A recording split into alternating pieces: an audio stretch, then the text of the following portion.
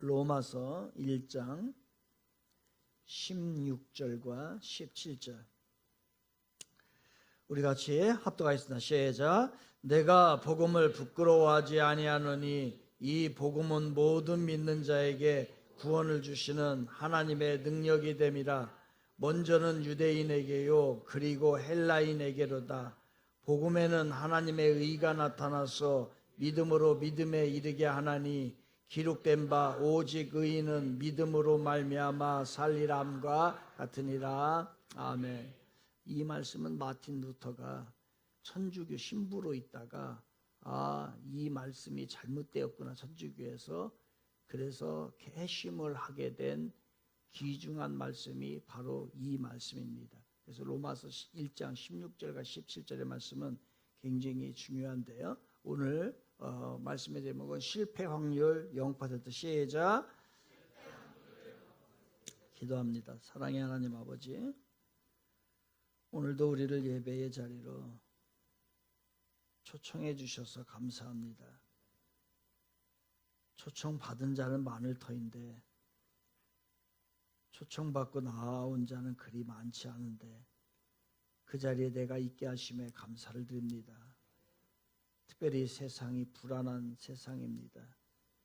이 세상 속에서 하나님의 사랑을 깊이 깨닫고 하나님의 사랑 가운데 거하는 저희들 되게 하시고, 오늘 이 시대를 각박하게 살다 보니 우리의 마음이 냉랭하고 닫혀있고 거칠고 험합니다.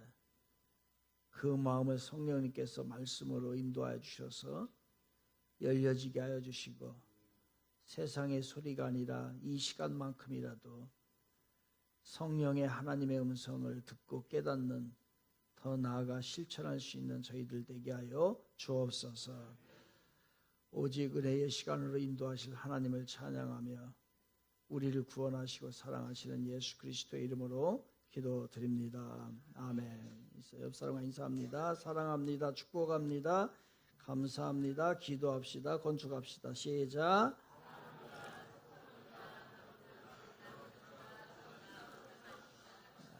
기도했죠? 기도했죠? 기도 한 주간 기도했죠? 기도했죠? 여러분 지금 온풍기가 틀렸어요. 온풍기가 덥죠? 여러분 예배 내내 이 온풍기가 틀어서 예배를 드린다면 여러분 어떡할까요? 그런데 여러분의 인생이 이 더위, 무더위, 이 온풍기 가운데 있으면 어떡할까요? 여러분, 기도는 에어컨입니다.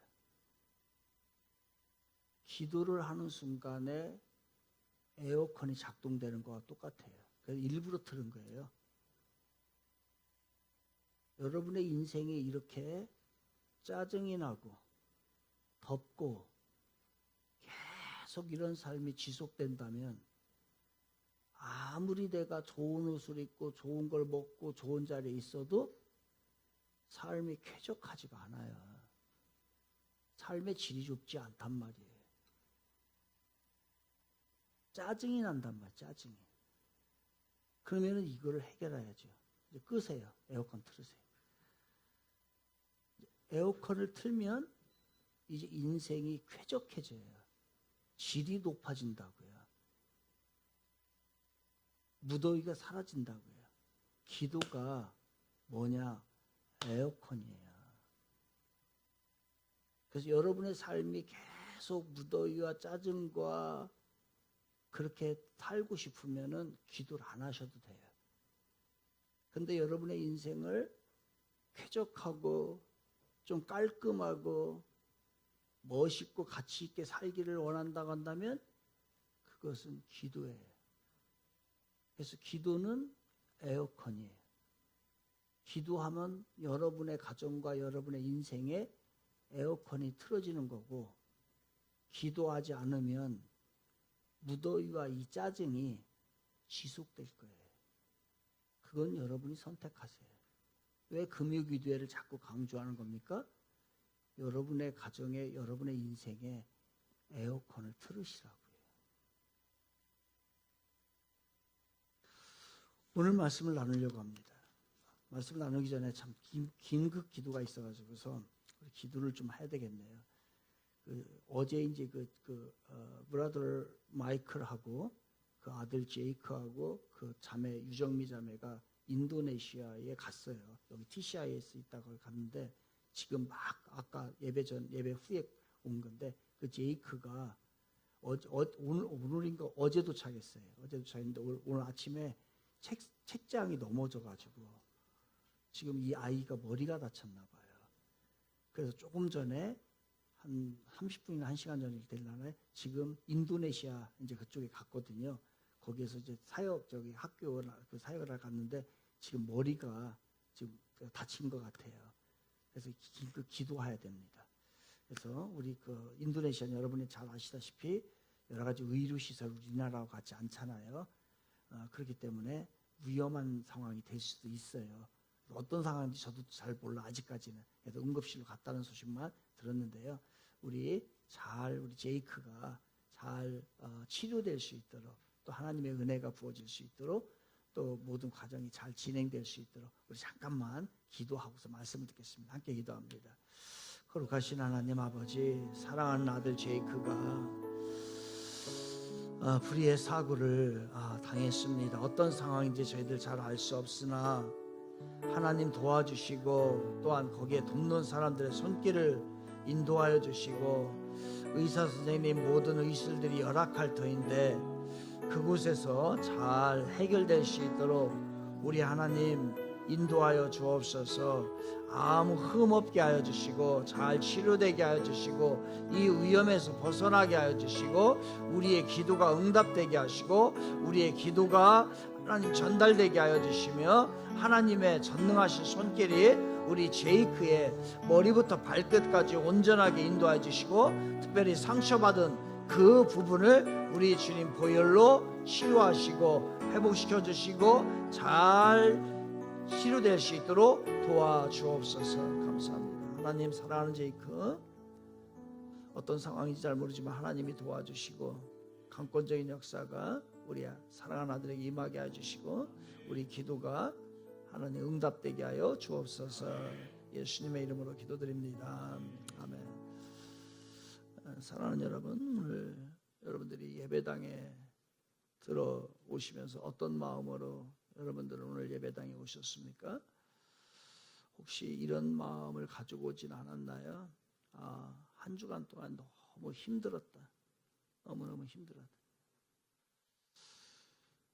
또 다음 주 한 주간을 또 살아가야 될 텐데 그 한 주간도 불안한 거예요. 더 나아질 기미가 보이지 않아 마음이 여전히 걱정이 되고 힘이 되는 거예요. 다음 주에 또 어떻게 살지? 이런 걱정들. 언제까지 이 걱정이 계속될까? 언제까지 이 불안감이 계속될까? 언제까지 내가 힘들어야 할까? 라고 하는 마음으로 여러분 혹시 예배당에 찾아오지는 않으셨나요?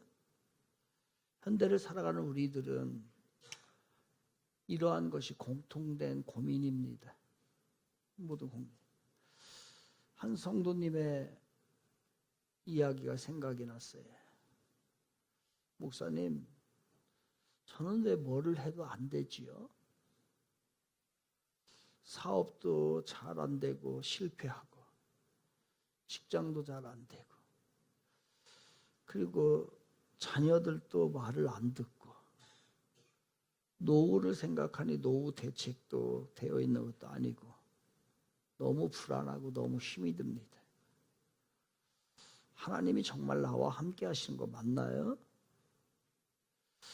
하나님이 정말 나를 사랑하시는 거 맞나요? 라고 저에게 묻는 거예요. 그 말을 듣고 그 이야기를 듣는데 마음이 얼마나 아팠겠습니까? 감정이 입이 되지요. 그리고 하나님의 마음은 어떨까? 하나님은 자기의 자녀인데 그 하나님의 마음은 얼마나 아플까라고 하는 생각을 하게 됐습니다. 바로 그때에 제 마음속에 하나의 확신이 생겼어요. 이상하게 그 순간에 그 이야기를 듣고 난 후에 그 사람을 보내고 난 후에 하나님께서 제 마음에 이런 확신을 줬어요. 세상은 성과로 평가를 하지만 하나님은 존재 자체를 사랑하신다는 거예요. 그래서 우리는 그 성과 때문에 마음이 아픈 거예요, 사실은. 내가 원하는 성과가 이루어지지 않기 때문에 마음이 아픈 거지, 하나님이 사랑하는 그 사랑에는 아무런 변화가 없는 거예요. 세상은 성과로 평가를 하지만 하나님은 존재 자체를 사랑하신다. 저거요, 어록이에요. 이런 거 어디서 듣지도 못해요.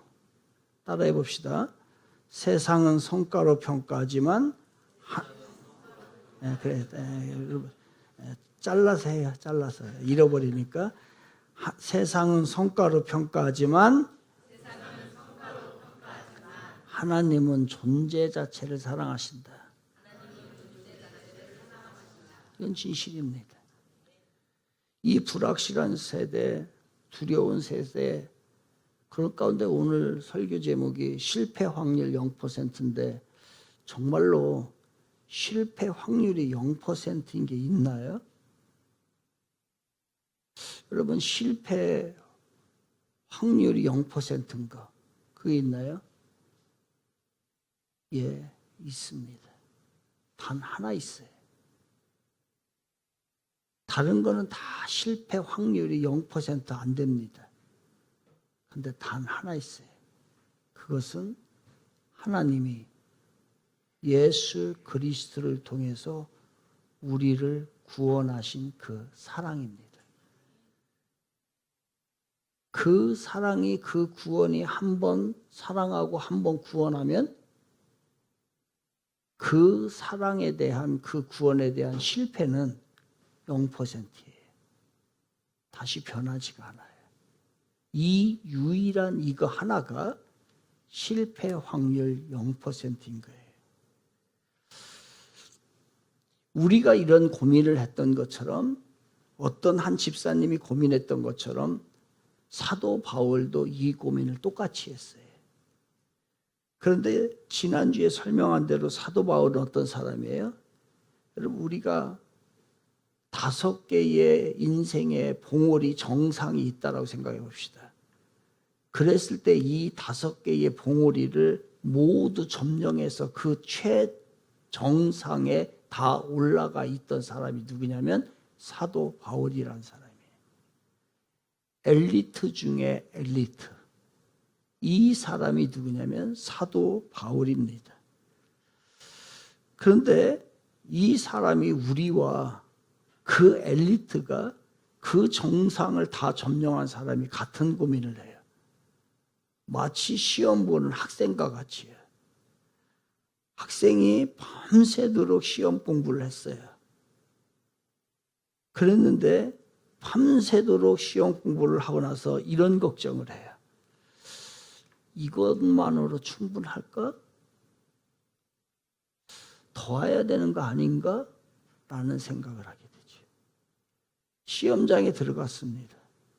시험장에 들어가서도 걱정이 되는 거예요. 내가 시험을 잘 볼 수 있을까?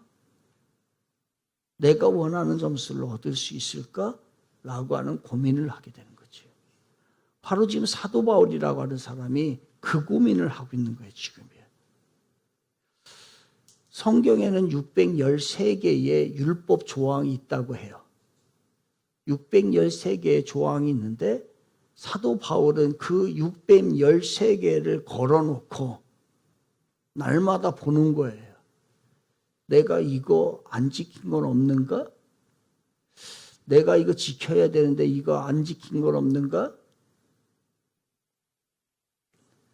그러한 고민을 하면서 혹시나 자기가 율법 조항에서 벗어난 것이 있으면 그걸 어떻게 해서든지 노력을 해서 그것을 지키려고 했던 사람이 누구냐면 사도 바울이에요. 그런데 이 사도 바울이 이렇게 완벽할 정도로 율법과 세상의 것을 가지고 있었던 사람이 마음이 불안합니다. 밤이 되면 잠이 안 와요. 평안하지가 않은 거예요. 그래서 마음속에 이런 생각이 들어요. 혹시 내가 오늘 놓친 건 없을까? 내가 이 율법 조항에서 혹시 지켜야 되는데 못 지킨 건 없을까? 내가 하지 말아야 되는데 한 거는 없을까? 라고 하면서 불안감이 계속해서 다가오게 됩니다. 이게 사도 바울의 모습이었어요. 우리와 같이. 우리가 살고 있는 21세기, 지금 현재는 어느 시대보다도 불확실한 시대를 살고 있습니다. 더 나아가서 불확실성과 불안한 세대를 살고 있어요. 변화의 속도가 너무 빠릅니다. 그래서 예측을 못해요. 세계에는 유명한 아주 잘난 미래학자들이 많이 있습니다. 그런데 미래학자들도 5년 이상을 예측 못한다는 거예요. 5년 이상을 예측하면 다 틀린다는 거예요. 그만큼 급속도로 빠르게 변화하고 있고 예측이 어려운 세상입니다. 열심히 공부를 했습니다. 그런데 취업이 안 돼요. 정성을 다해서 모든 것을 다 들여서 자식을 키워놨는데 자식이 내 뜻대로 안 돼요. 그렇게 안 가져요. 통계를 한번 보면 실감이 나겠지요. 대기업에 취업할 확률이 1%에서 2%입니다. 안 돼요, 취업이. 그리고 결혼한 부부가 30에서 40%가 이혼을 합니다.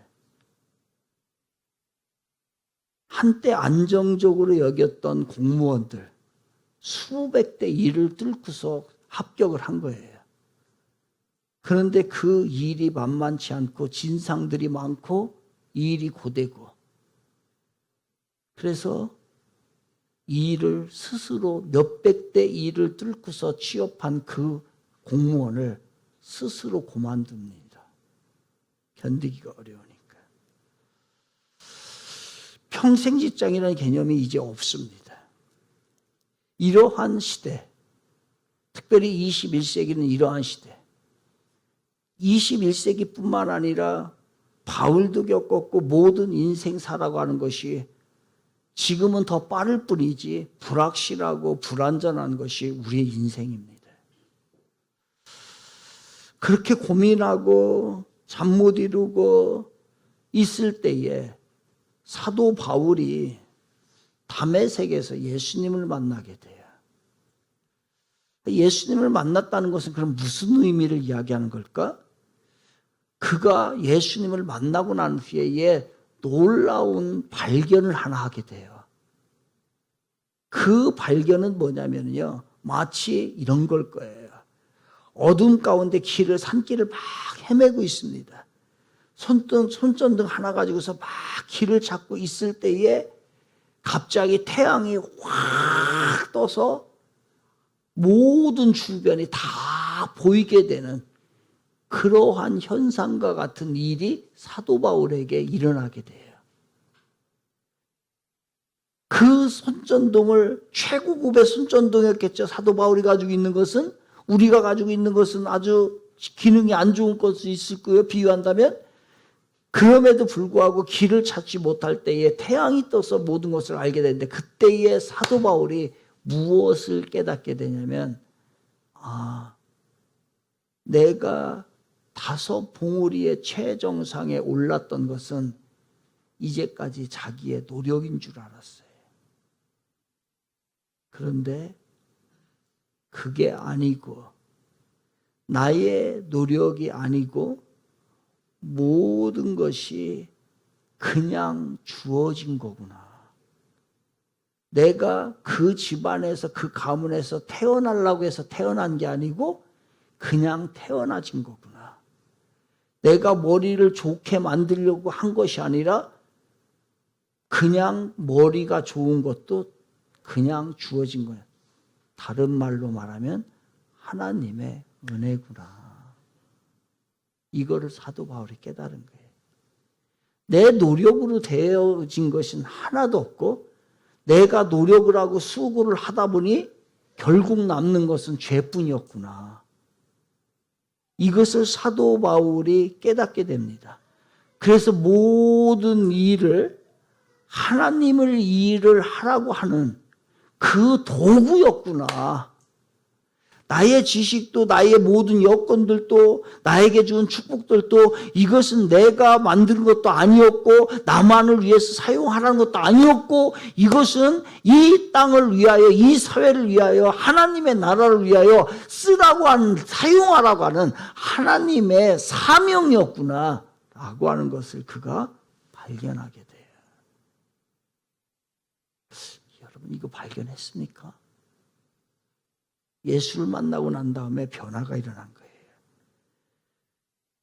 그러니 그 순간에 그것을 발견한 순간에 태양이 그냥 한꺼번에 확 떠버리는 순간에 그 불안했던 마음이 다 사라져버리고 나중에는 죽음 앞에서도 불안하지가 않은 거예요. 그리고 내가 어떻게 살아야 될 방향성을 그동안 헤매고 손전등 가지고 이리 찾고 저리 찾았는데 그것이 아니고 이제는 내가 가야 될 길이 정확하게 이 길이구나 라고 하는 방향성을 알게 되는 겁니다. 이게 사도 바울이 예수님을 만나고 난 후에 그가 발견한 거예요. 그래서 사도 바울이 고백하는 거예요. 내가 복음을 부끄러워하지 않는다. 왜? 이 복음이 이 예수를 만나는 순간에 내 인생의 방향성, 정체성이 정확하게 설정이 되었고 그리고 내가 그렇게 근심하고 걱정하고 불안해하던 불확실해하던 모든 것이 정리가 되었으니 내가 어찌 복음을 부끄러워하랴. 그 복음 때문에 내가 다시 살았다는 거예요. 그래서 내가 16절에서 복음을 부끄러워하지 않으니 오늘 17절 보면 그래서 그 사도 바울은 17절에서 이렇게 얘기하는 거예요. 복음에는 하나님의 의가 나타나서 믿음으로 믿음에 이르게 하나니 기록된 바 오직 의인은 뭘로 산다고요? 믿음으로 산다는 거예요. 이거를 마틴 루터도 천주교 신부였다가 천주교 신부들이 그 당시에 얘기했던 것이 뭐냐면 모든 것이 인간의 노력으로 되는 것이야. 그래서 그들은 금욕적인 생활을 하고요. 사도 마틴 루터는요. 자기가 깨달음을 갖기 위해서 자기 지은 죄를 해결하기 위해서 이 계단을 저까지 올라가야 되는데 무릎을 꿇고서 여기에 피가 절절절 나도록 계단을요 올라가서 고행을 했는데 고행을 해도 여전히 그 문제가 해결이 안 되는 거예요. 그런데 이 말씀을 보다가 그가 깨닫게 된 아 잘못됐구나. 그래서 그가 개종했고 1592년에 종교개혁을 일으키게 된 거예요. 타종교가 해결할 수 없는 게 이거예요. 타종교가 해결할 수 없는 게. 바울이 복음을 부끄러워하지 않는 것. 그래서 자신의 노력에 의존하지 않아요, 이제는. 그리고 하나님의 은혜에 전적으로 의존하는 삶을 살았던 것이 사도 바울의 모습이고 오늘 우리들이 하나님께서 우리에게 원하시는 삶의 모습이 그거란 말이에요. 복음 좀 쉽게 설명할게. 복음이 뭐냐? 어떤 사람이 큰 병에 걸렸네. 죽을 병에. 그런데 자기가 죽을 병에 걸릴 줄 아는 사람, 그런 사람이 있어. 나는 안 걸리지라고 다 생각을 하죠. 그래서 이 사람은 그걸 대비를 하나도 하지 않은 거예요. 보험을 하나도 안 들어놨어요. 그러다가 의사가 말하기를 뭐라고 얘기냐면요. 수술해야 합니다.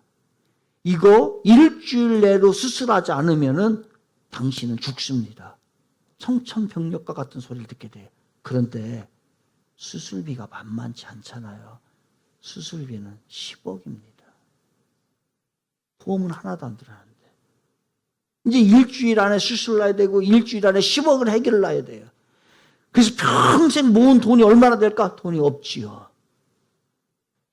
결국은 처분을 하기로 했습니다. 자기네 집을 처분하고 나니까 이거 융자 갚고 하고 나니까 남는 돈이 3억이 남아요.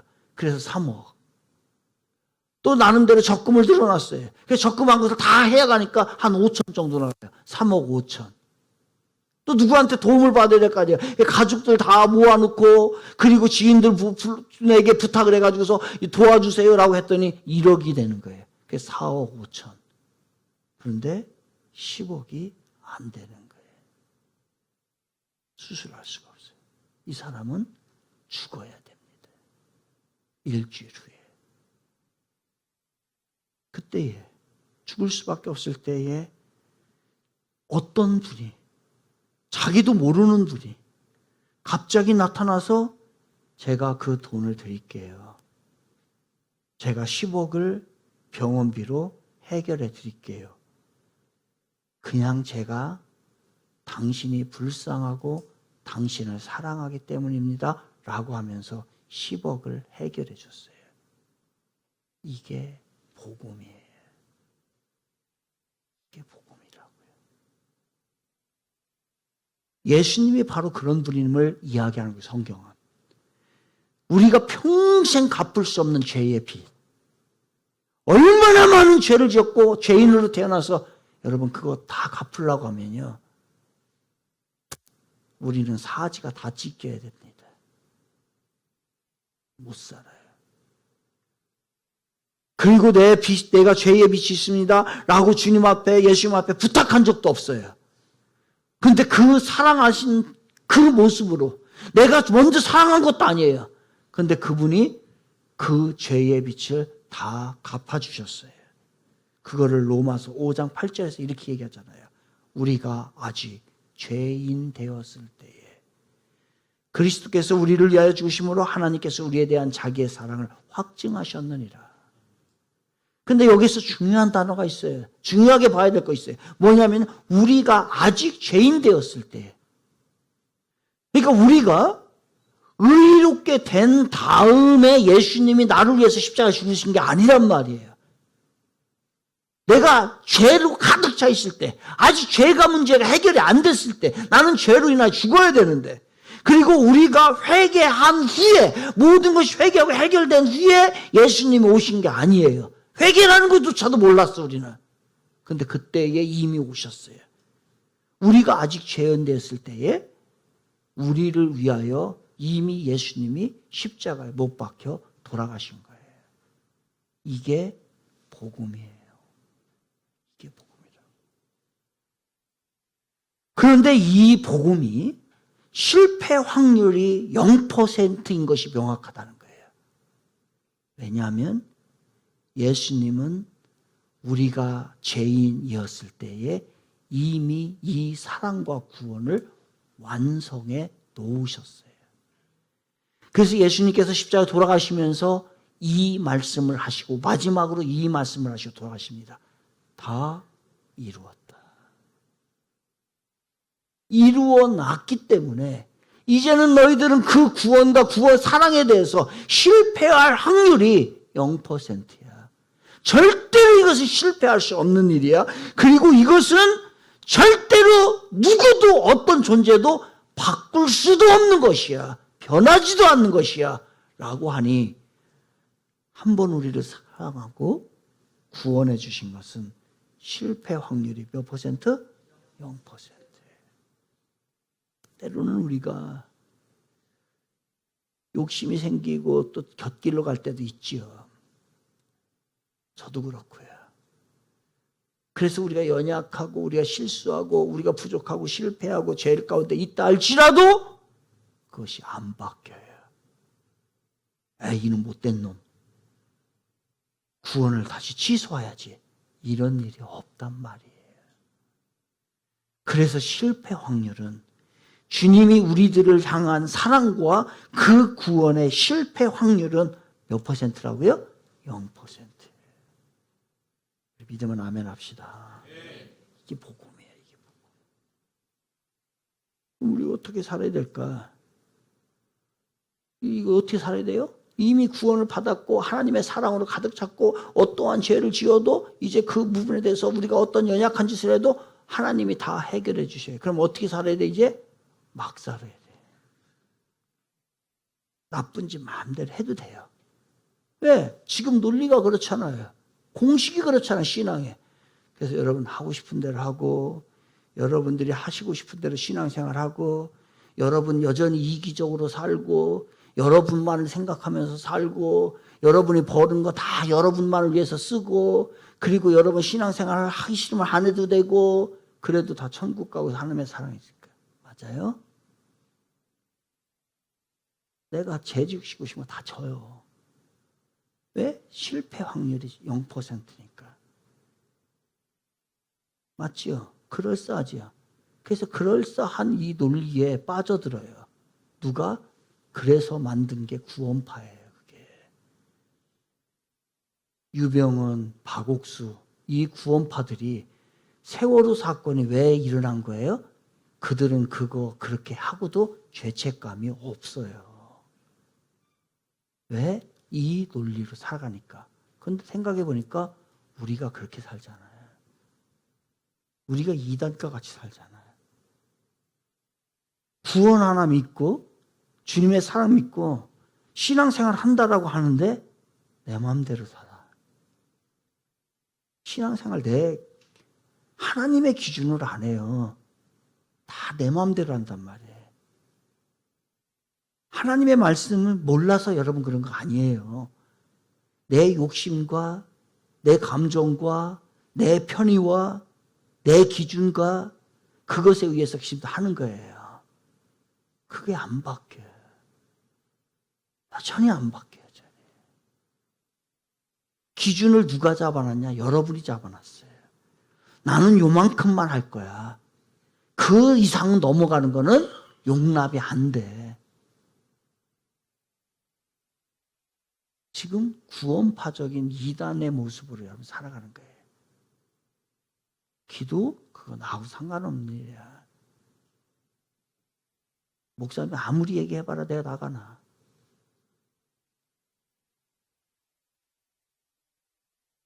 아무리 해봐라 내가 그냥 움직이나. 안 움직여. 여러분, 여러분 이렇게 만약에 여러분에게 100억의 로또가 당첨이 됐어요. 그럼 여러분 어떻게 살고 싶으세요? 그런 상상을 해봤죠? 저도 해봤는데요. 100억의 로또가 당첨이 되면 100억 가지고 어떻게 살까? 남은 세계 어떻게 살까? 여러분 어떻게 살고 싶어요? 두 부류일 거예요. 하나, 이제 100억이 생겼으니까 내 인생 먹고 놀고 여행 다니고 사고 싶은 거 다 사고 이렇게 살겠다라고 하는 생각이죠. 이렇게 하나 생각하는 사람이 있고 또 하나는 이런 큰 복을 받았으니 이제 내가 그동안에 하지 못한 의미 있는 일을 좀 해야 되겠다라고 생각하는 사람이 있고 여러분은 전자예요, 후자예요? 전자죠? 다 전자예요. 이 지긋지긋한 내일 당장 가서 사표 다 쓰고 그 다음에 운명이 싸면 하고 싶은 얘기 다 해버리고 내가 월급 때문에 내가 여기 다녔지. 여러분 어떤 사람이 진짜로 그 돈의 가치를 아는 사람일까요? 당연히 후자죠. 진짜 구원받은 사람은 후자예요. 하나님의 은혜를 받고 하나님의 사랑이 받았으니 실패 확률의 0%인 그것을 받았으니 그 다음부터는 하나님의 은혜가 크니까 나 조심해서 살아야지. 그 은혜에 보답하면서 살아야지. 하나님 앞에 날마다 순간마다 감사한 마음이 있어야지. 그리고 이것을 가지고 어떻게 의미 있게 가치 있게 제대로 쓸까? 이렇게 생각해야 되는 게 맞지요. 왜 로또에 당첨된 사람들이 다 나중에 망하게 돼요? 전자의 생각이기 때문에 그래요. 근데 우리가 전자처럼 신앙생활을 한다는 거예요. 로또보다도 더 이상의 것을 받았는데 진짜 말 안 들어. 진짜 말 안 들어. 다른 말로 말하면 진짜 순종 안 합니다.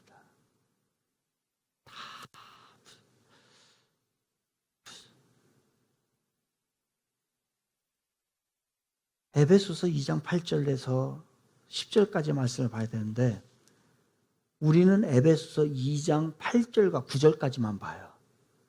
사실은 10절이 더 중요한데 뭐냐면 여러분이 잘 아는 너희가 그 은혜에 의하여 믿음으로 말미암아 구원을 받았으니 이것은 너희에게서 난 것이 아니요 하나님의 선물이라.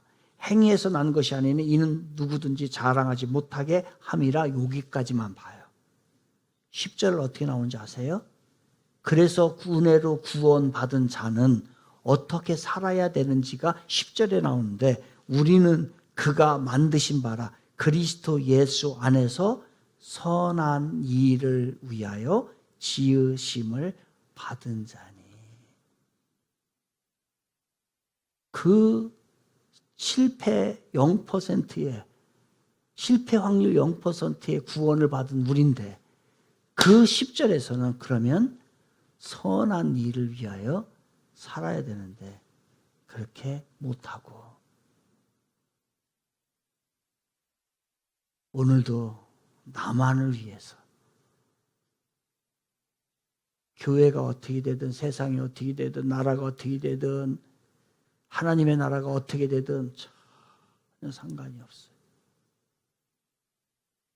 얼마나 부가치한 존재. 그럼 구체적으로 어떻게 해야 될까? 여러분, 등대는 폭풍이 막 몰아쳐도 등대는 절대로 안 꺼져요. 그때를 위해서 만들어 놓은 거니까. 하나님의 사랑이 등대와 같아요. 폭풍이 몰아치고 힘든 일이 있어도 절대로 하나님의 사랑은 그 폭풍 가운데 꺼지지가 않습니다. 그러니 우리가 포기하고 두려워하고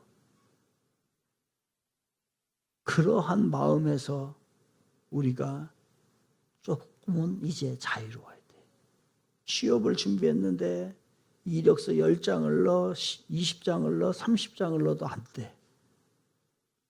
그래서 우리는 그렇게 생각을 하죠. 연락이 없을 때 참 나는 부족한 인간이다. 나는 아무것도 아닌 인간인 것 같다라고서 생각했던 적, 그렇게 했던 적이 있었을 거예요. 그때 그렇게 하지 말고 이렇게 고백하라고요. 하나님은 나의 결과가 아니라 나의 존재를 사랑하신다. 어록 적어요. 하나님은 나의 결과가 아니라 뭐를 사랑하신다고요? 존재를 사랑하는 거예요.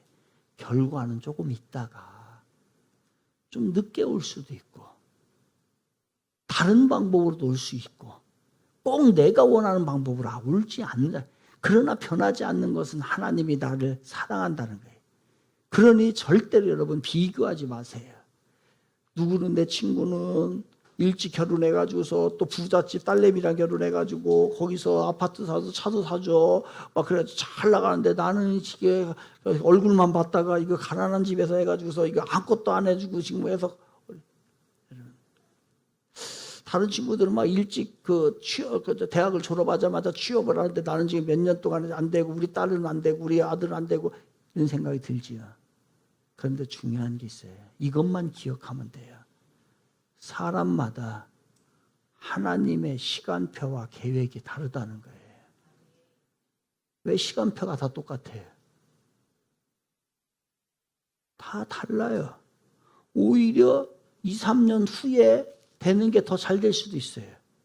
그건 아무것도 모르는 거예요. 하나님만 하신 거예요. 그러니까 하나님은 여러분들에 대한 시간표와 하나님의 계획이 있다는 거예요. 자녀들이 혹시 그러한 상황이 있다 할지라도 아유 저 왼수 덩어리 안 돼요. 시간표가 있어요. 계획이 있어요. 이것만 확실히 여러분이 믿는다고 한다면 하나님의 시간표와 하나님의 계획이 사람마다 각자에게 있다는 것을 믿기만 한다고 한다면 우리는 달라져요. 그런데 다른 사람과 동일하게 시간표를 두는 거예요. 아니, 그렇지 않아요. 여러분 좀 지금 뒤처져 있다 할지라도, 지금 좀 어려워 있다 할지라도 하나님의 시간표, 하나님의 계획을 기다리시기 바랍니다. 반드시 일어나게 돼 있어요. 반드시 일어납니다. 그래서 예레미야 29장 11절에서 너희를 향한 나의 생각을 내가 아나니 평안이요 재앙이 아니니라. 너희에게 미래와 희망을 주는 것이니라. 아멘. 미래와 희망이에요. 지금 당장의 것이 아니었어요.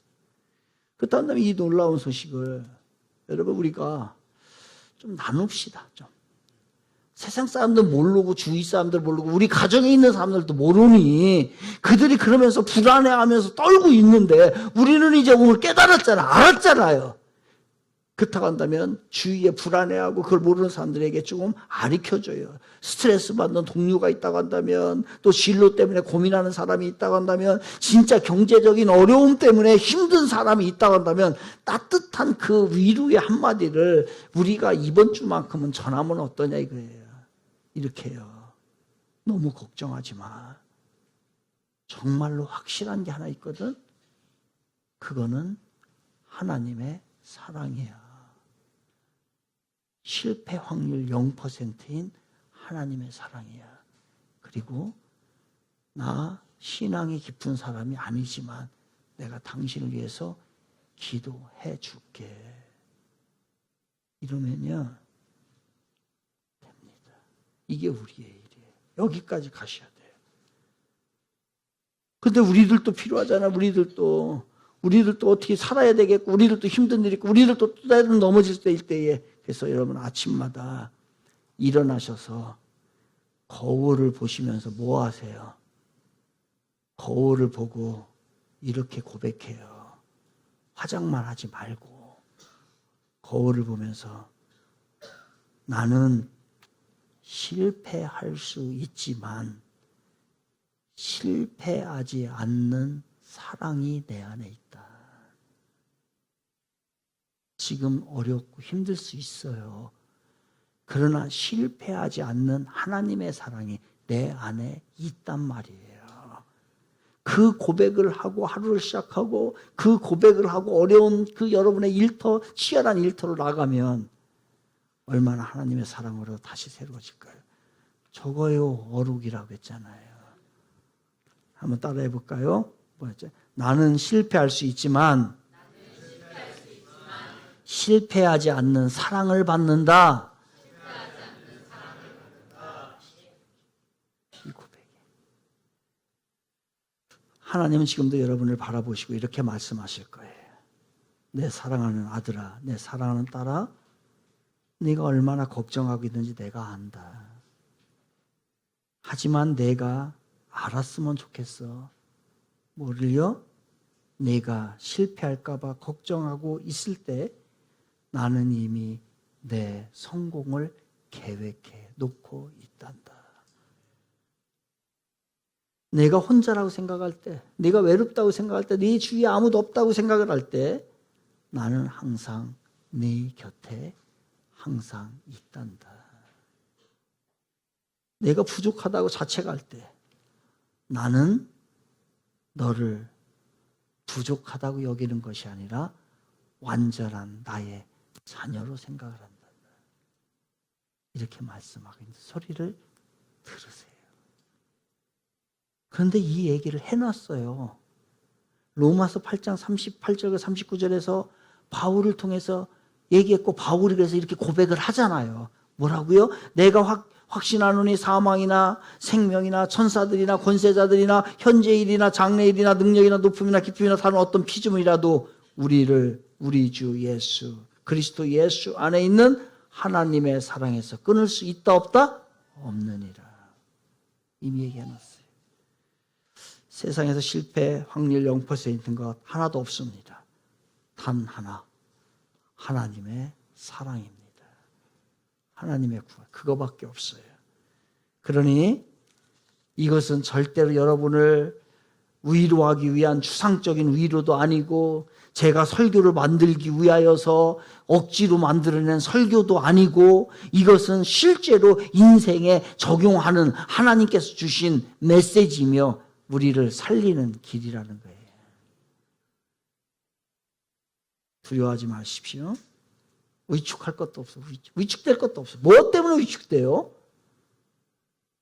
위축될 게 뭐가 있어요? 그 다음에 뭐 부러워할 게 뭐 있어요? 세상 사람 뭐가 부러워요? 그럴 거 없어요. 아무것도 없어요. 전 진짜 솔직히 부러운 사람 없어요. 뭐가 부러워? 저 사람이 뭐가 부러워? 이정재가 뭐가 부러워? 쓸데없이 키만 커가지고 장가도 못 가고. 돈 많은 사람이 뭐가 부러워? 돈 때문에 밤새 걱정하고. 돈 쓸 거 쓰고. 나 주님 앞에 진짜 헌금 주일헌금 하지. 감사헌금 매주 하지. 주일헌금 매주 하고 감사헌금 매주 하고 얼마나 기쁜지 몰라요. 건축헌금 하지. 나는 이게 재밌어요, 진짜. 그 돈 많아가지고서 다 지멋대로 쓰고 세상에 쓰고 그게 부러워요. 하나도 안 부러워요. 세상으로 말하면 미친 것 같아요. 두려워하지 말고 위축될 것도 없어요. 우리는 하나님이 계세요. 그리고 실패 확률 0%인 하나님의 사랑으로 구원받았고 하나님의 여러분과 함께 하실 줄 믿습니다. 이제 하나님의 은혜와 평강이 여러분에게 임하길 바라겠고요. 오늘부터 다시 일어나십시오. 하나님의 구원과 하나님의 사랑으로 다시 일어나라고 이 메시지를 여러분에게 하나님이 주신 거예요. 다시 일어나서 하나님의 위대한 역사를 이뤄가는 축복을 누리는 저와 여러분 되시기를 주님의 이름으로 축원을 드리겠습니다.